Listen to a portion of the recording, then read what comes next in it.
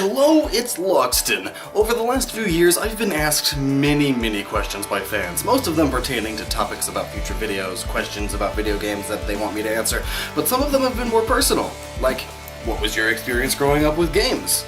What is being a YouTuber like? How can I get started? What's your advice? And most commonly, what are some of your favorite games? And that is the question I want to answer today. First though, I want to mention this brand new social media website I just joined. It's called Games Grabber. You can find a link to my page in the description. And on here I've listed a bunch of my favorite games, lists of a bunch of stuff that I own and that you see in the backgrounds of my videos, and links to them. Even links to all the equipment I use if you're thinking of creating a channel of your own. I definitely recommend following that link, signing up, and following me on here. I'll be updating it with my videos from time to time. It's going to be awesome. Gnoggin. But I was thinking, if I was just choosing like my top 10 favorite games from my current perspective, I'd either be choosing mostly older ones with my nostalgia goggles on, or mostly newer ones with the most recent memory in mind.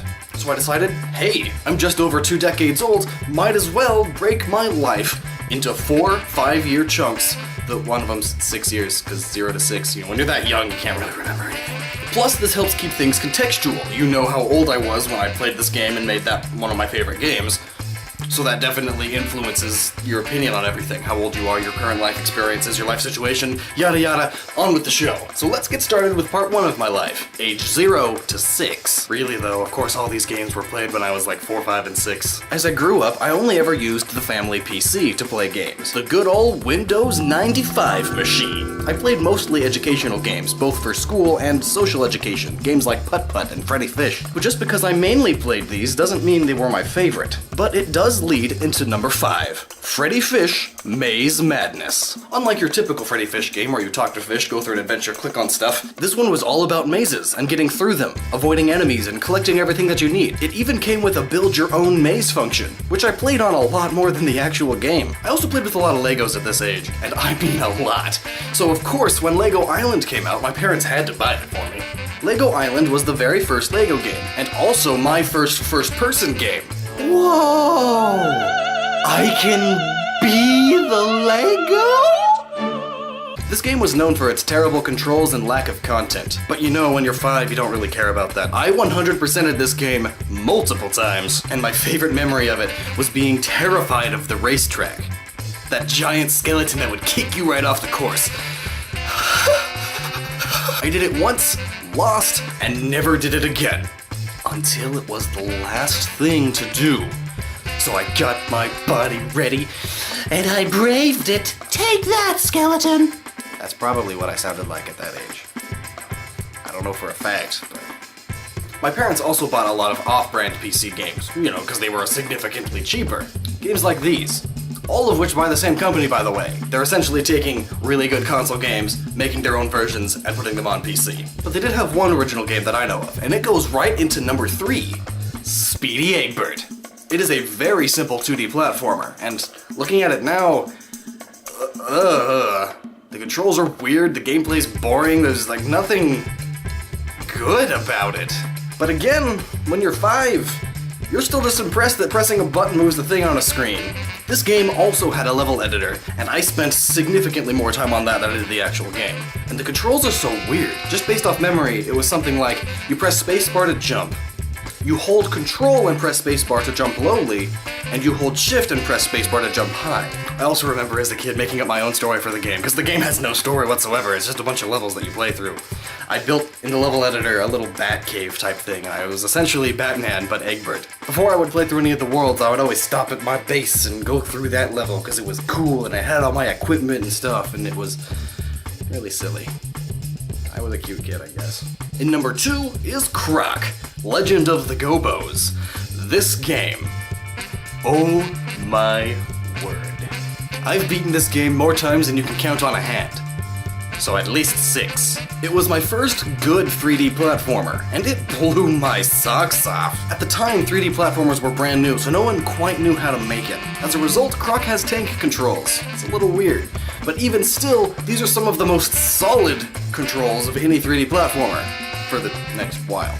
I actually went back a few years ago and played through it again, though the PS1 version instead. Because you know how hard it is to get old games to work on newer PCs. What do you mean I don't have enough RAM? I have 600 times as much as I need. I went back because I never actually beat it 100%. I would always get stuck at 99. I found absolutely every puzzle piece, absolutely every gobo, absolutely everything, except for the third to last level. I could beat the level, but I couldn't get all 6 gobos in one go, and that's what you have to do. This level was nothing but minigames, and minigames that you had one chance on each. If you lost one minigame, you'd have to redo the whole level, after playing through the whole level. When I went back to it though and got to that level, I beat it almost immediately. Actually, it was pretty immediately. It wasn't that hard at all. I must have sucked as a kid.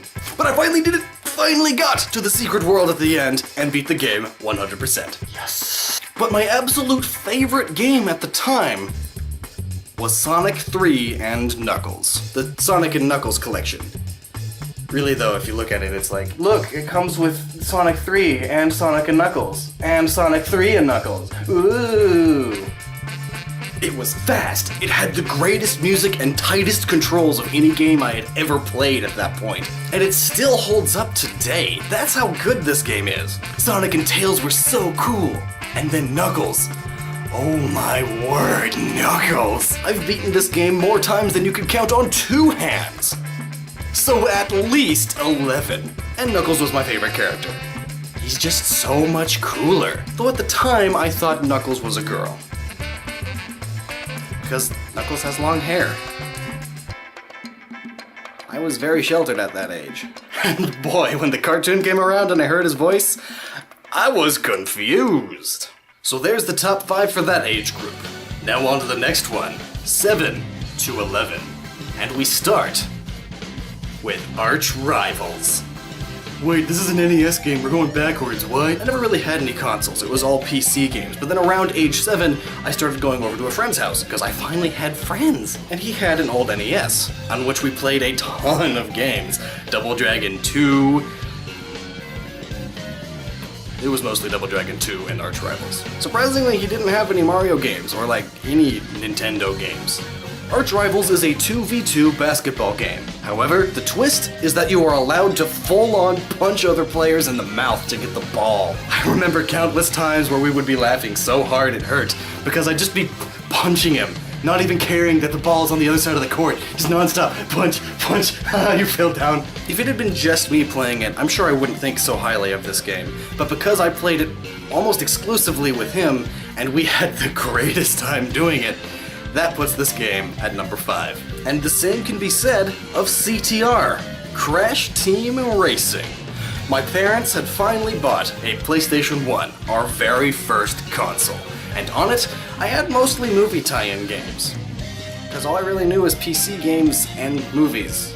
Well, it was kind of boring. Though I did have a few Crash Bandicoot and Spyro games. And they were amazing. But CTR takes the cake. It's basically Mario Kart 64, but with Crash Bandicoot characters, and better. Even looking back on it without nostalgia goggles, I can very clearly say CTR was a much better racing game than Mario Kart 64. Double Dash blew it out of the water though. So, take that into consideration. The main reason I loved this so much was not only because of its amazing single-player adventure mode, but its multiplayer. I have many fond memories of playing this super late into the night with my dad. It was fantastic. Thanks, Dad. All this console stuff didn't get me away from the PC though. I still played a lot of Age of Empires 2.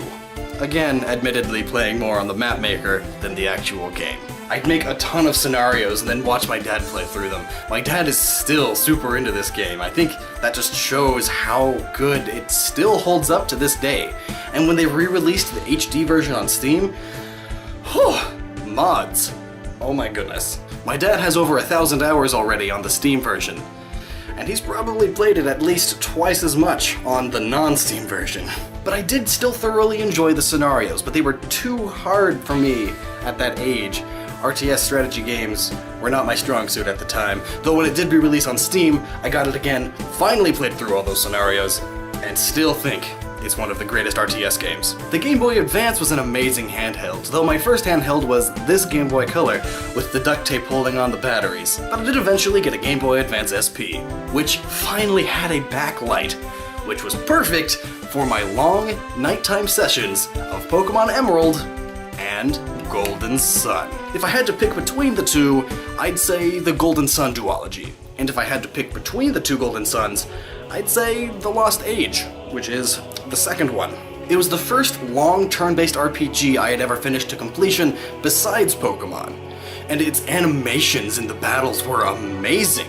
Its story was incredible and deep, but not so deep that you couldn't understand it when you're 8. And I think that's definitely something everyone needs to take into consideration. The Golden Sun plotline, looking back on it, is pretty simple. But when you're 8, oh my word, it's the greatest. And I think that actually puts it higher up in terms of game greatness. It knew its target audience, and it didn't try to make its plot too complex. Anyway, the battle system, the class system with the Djinns, just, oh my goodness. This is why I don't make game reviews. They would just be oh my goodness and oh man, non-stop. But for the time when I played it, perfect everything. And the music is still some of my favorite music from any game, period. And then the third one came out, and it's still good. It's not terrible that everyone seems to think it is. It's good. It's definitely the worst of the three, but that doesn't make it a terrible game. But number one for this age range has got to be Rayman, that's the back. Rayman 2, The Great Escape, the PC version. Later on I learned that the Nintendo 64 version and the PS1 version are both very different from the PC version. Like, significantly. Though now I would recommend picking it up as Rayman 2 Revolution, the PS2 director's cut with all the different versions smashed into one kind of deal. It's the PC version with a little bit of added stuff. This game is not only an incredibly solid 3D platformer with an excellent story, it's also incredibly immersive. It was its fantasy setting that really drew me in. It was the first time I had felt immersed in something. And I really, really love the creepy levels. It's what got me into creepy things. The range of emotion this game causes you to feel is very unique for a 3D platformer. And this game is also one of the longest 3D platformers I've ever played. And it does so without repeating any content like some others. All that, its fantastic score, and again, its amazing immersion is what puts it right into my number one spot for that age group. And now we move on to my teen years, and this is where narrowing down the games finally got challenging. This is when I finally gave up TV and just played games instead. And instead of replaying through games I already had, I kept buying more, playing through those, then getting another, playing through that, playing another, getting through that. This was the time period I began collecting. So anyway, early high school. At this point, I had played through a few of the Final Fantasy games. None of them really stuck out to me too much. That is, until Crisis Core. Final Fantasy VII. It's the prequel to Final Fantasy VII, and it's on the PSP instead of the PlayStation. It took a more action RPG approach, which is perhaps why I preferred it. That, plus the voice-acted story bits going through the origins of Zack and Sephiroth. And oh man, without any spoilers, this game, in my opinion, has some of the greatest moments in Final Fantasy history. It's really what got me into JRPGs, which leads me right into number 4. Tales of the Abyss. I had played plenty of 60+ hour games before, but I had never actually beaten any. They would usually lose my interest about midway through, but not this time. Tales of the Abyss has fantastic character development and story, an overarching plot that steadily advances, as well as, shall I say, episodic subplots that would progress just fast enough for me to never lose interest. It was very much like an anime. In fact, I can probably thank this game for my subsequent anime phase that happened shortly after. So a game that's inspired an entire chunk of my life? That has got to be important, which is why it's right here at number 4. But it's not the only game to have influenced me greatly. So, in junior high, I sort of developed an emo, edgy wannabe phase. We all have things we're embarrassed about, come on. And believe it or not, I can actually thank a game for getting me out of that. The World Ends With You. This game to this day has some of the greatest DS controls of any game I've ever played. and the best action RPG combat. And it has so many creative and unique game design choices. It's definitely a game I'd recommend if you're getting into game design. But aside from its fantastic gameplay, and its amazing music, by the way, the thing that really struck me was its story. It's about this very emo character, Neku. He hates people, acts depressed all the time, all that stuff. So of course, I related to him. Or at least felt like I wanted to. But throughout the story, he slowly opens up and learns many life lessons. But it's never like force-fed. Those lessons are never, boom, look at all these life lessons, ooh, ooh, ooh. Ooh, it's all subtle, and I think that's what really got to me. I learned that that kind of attitude doesn't really fit in the society of the world. The world ends with you. Do what you will with it. This game legitimately changed me, and for that, I am eternally grateful. Also, if you have a DS or 3DS, this is a must-have. Like, seriously. If I was to make just a top 10 DS games video, number 1. Easy. By the way, it has a mobile port, but don't play that one. The controls do not work nearly as well on a touchscreen like a phone as much as they do with a stylus and buttons. Just trust me on that. In this time period is when I played The Legend of Zelda Twilight Princess, which to this day is still my favorite Zelda game, but I immediately played Okami right after, and it blew Zelda right out of the water. Mythology has always intrigued me, as well as games with unique art styles, as well as good stories and immersive worlds. And Okami has all of that. It's basically if you took Zelda and made it twice as good. It's the Zelda game that Zelda games wishes it could be. And I can't really say much more about it other than that. It's just so amazing, I'm speechless. I definitely recommend picking it up on either the Wii or PSN if you have a PS3. There's an HD re-release of it on there. And Okami would be number 1 if it wasn't for Super Smash Bros. Brawl. Now, hang on a second. Not the base game. You're probably aware of the modding community within Super Smash Bros. Brawl, Project M and all that. I was never able to get into Project M, but rather Brawl Plus. Maybe you've heard of that. Brawl Plus has the same idea as Project M, only instead of trying to make it into another Melee, they'd make it Brawl, but a little faster and more balanced. Which I definitely prefer to Project M.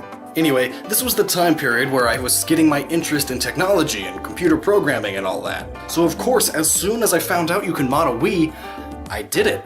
And this was before it was super easy. My Wii is hard modded, meaning the hardware is changed, not just the software. If you're at all or were at all into Brawl modding, then you're probably aware of Brawl Vault and Kitty Corp. Well, none of those existed yet when I started.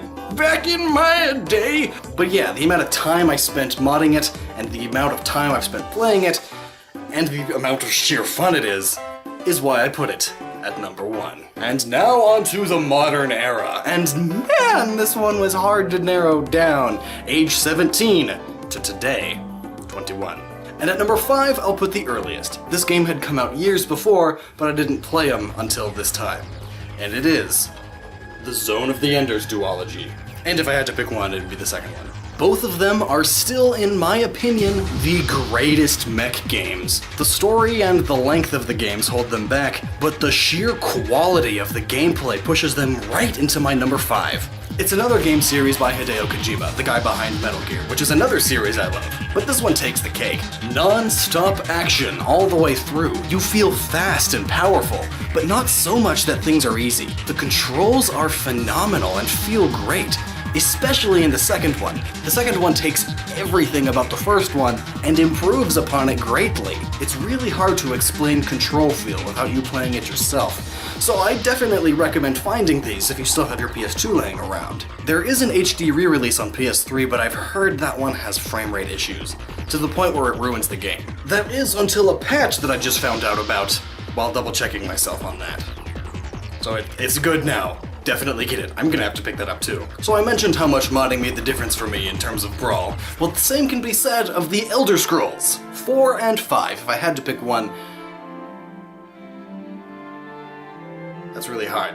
I guess 5. just because of the most recent replay I did of it. The base games are good, but I wouldn't really put them super highly up in any top 10 list. But when you include the mods, which improve literally everything about the game, the AI, the graphics, the amount of content there is, the side quests, the stuff, just, as I said, literally everything, it takes it from a good game to a fantastic game.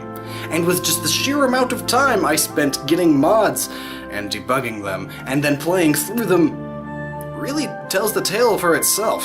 Just recently, with my most recent computer build, I replayed through Skyrim with over 300 mods on it. And it looks incredible, and it's basically a whole nother game at that point. I remember sometimes in Oblivion, after I installed tons of immersion mods, I would just go there to relax. I wouldn't even do any side quests. I'd just walk around towns, explore, enjoy the rain, enjoy the sights and sounds. It was just fun. A good pastime to just sit down and relax to after a hard day at school. So immersion, story, gameplay, world development, character development, all of these are super important to me in a game. And all of these are what the Mass Effect trilogy has. And again, if I had to choose one, it would be 2. On a scale of okay to amazing, this is how it would look. The infamous ending of Mass Effect 3 aside, it's all about the journey and the experience, the characters' stories being developed, the whole universe being developed. Never before have I felt so close to so many characters at once. Also, FemShip's voice actress? That is some award-winning work. The most modern game on this list makes it only to number 2, and this was the hardest one to narrow down. I was like, which of these? These are both so fantastic, and I was, this one. I'll go with this one. Just because of the amount of fun I've been having. This game came out at the perfect time for me, just before I finally moved out of my parents' house and got my own living room. Now, I have friends come over all the time, and we have the hugest blast. And that's really what makes this game for me. The couch gameplay, the couch versus, couch co-op, however you want to say it. We train amiibos together, fight 8-player battles together, fight against comms on a team together, fight each other a whole bunch. The custom stage building is super fun for me. I love playing on custom stages. It finally has decent online. I mean, it could be better, but it's way better than Brawl ever was. Also, it has Pac-Man. That sold me on amiibos immediately. I could probably summarize Smash 4 into one word. Fun. The most fun. And now for my number 1 of the modern era. And that award goes to Team Fortress 2. First though, I'll have to say I haven't really played Team Fortress 2 much recently, as in like the most recent 2 years. But from age 17 to 20, oh my word, it was my life. During the days of senior high school and early college, I would play it every night. Sometimes until the sun came up the next day. It's one of the very few games I've clocked more than 1,000 hours into, and I have so many fond memories by it. I've made tons of online friends through it. Before my Let's Play channel was a Let's Play channel, I just posted a whole bunch of TF2 replays of myself. I was never crazy amazing at the game. I didn't play on competitive servers that often, but I mean, I was good. I would frequently rank at the top. And I really enjoyed playing Man vs. Machine with all my online friends. And that's, again, what made the game for me. The little community friend group that I ended up making through it. To this day, it is still one of my favorite multiplayer games, and one of the only multiplayer first-person shooter games that I even like. But most importantly, it will always have some of my fondest memories in my gaming life. Thank you, TF2 friends. So there you go, my top 5 favorite games from different periods of my life. Now, of course it was ridiculous for me to narrow it down this much, so here are all my honorable mentions. And if that was too fast for you, Games Grabber. That link in the description will take you to a collection of all the games I've mentioned, as well as all of my honorable mentions. As well as links to them if you're interested in getting them. So please, go check that out and give me a follow on there too. It's going to be awesome. Just like you. So stay awesome, and never stop using that noggin. And tell me down below, what are some of your favorite games from ages 0 to 6? See see you all next time.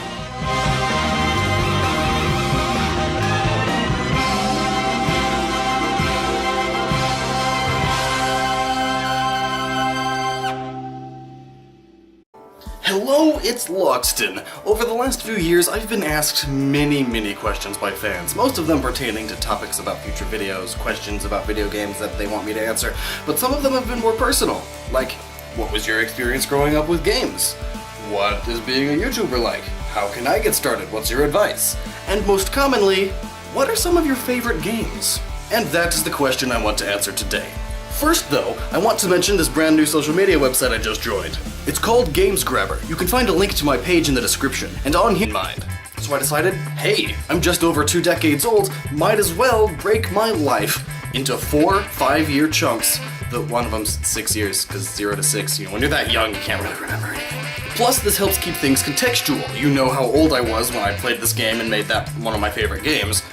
So that definitely influences your opinion on everything. How old you are, your current life experiences, your life situation, yada yada, on with the show. So let's get started with part 1 of my life, age 0 to 6. Really though, of course all these games were played when I was like 4, 5, and 6. As I grew up, I only ever used the family PC to play games. The good old Windows 95 machine. I played mostly educational games, both for school and social education. Games like Putt-Putt and Freddy Fish. But just because I mainly played these doesn't mean they were my favorite. But it does lead into number 5. Freddy Fish Maze Madness. Unlike your typical Freddy Fish game where you talk to fish, go through an adventure, click on stuff, this one was all about mazes and getting through them, avoiding enemies and collecting everything that you need. It even came with a build your own maze function, which I played on a lot more than the actual game. I also play here I've listed a bunch of my favorite games, lists of a bunch of stuff that I own and that you see in the backgrounds of my videos, and links to them. Even links to all the equipment I use if you're thinking of creating a channel of your own. I definitely recommend following that link, signing up, and following me on here.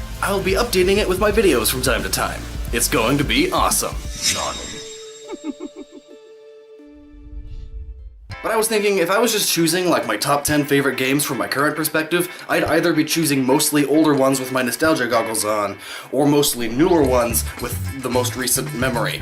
And with a lot of Legos at this age, and I mean a lot. So of course, when Lego Island came out, my parents had to buy it for me. Lego Island was the very first Lego game, and also my first first-person game. Whoa! I can be the Lego? This game was known for its terrible controls and lack of content. But when you're 5, you don't really care about that. I 100%ed this game multiple times, and my favorite memory of it was being terrified of the racetrack. That giant skeleton